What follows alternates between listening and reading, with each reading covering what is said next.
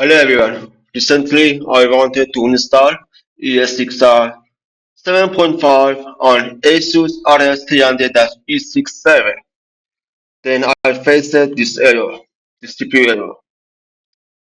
This CPU was old and I couldn't continue my installation.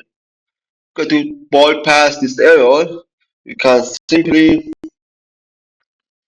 add this command, allow legacy CPU equal to after this command. First, I made my bootable bootable ESXi USB by Rufus application. Then I booted my ESXi 6.5 by USB on my server.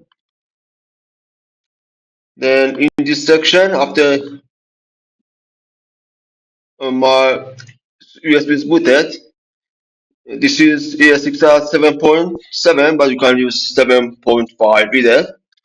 I highlighted this installation section.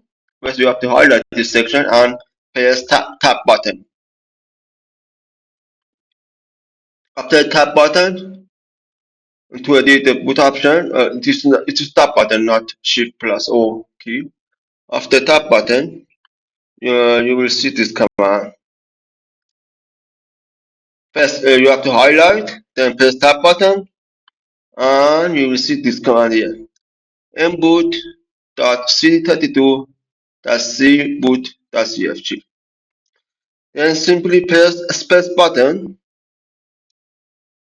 and add this command after this one. Yeah.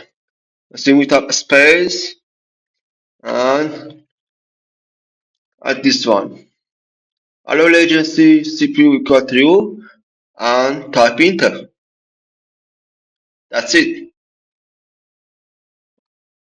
After this command, you can simply install and simply bypass that error and install your 6.5 on old server.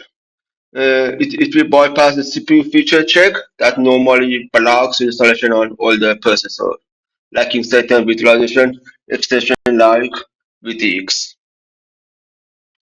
I hope you have enjoyed this video and thank you for watching.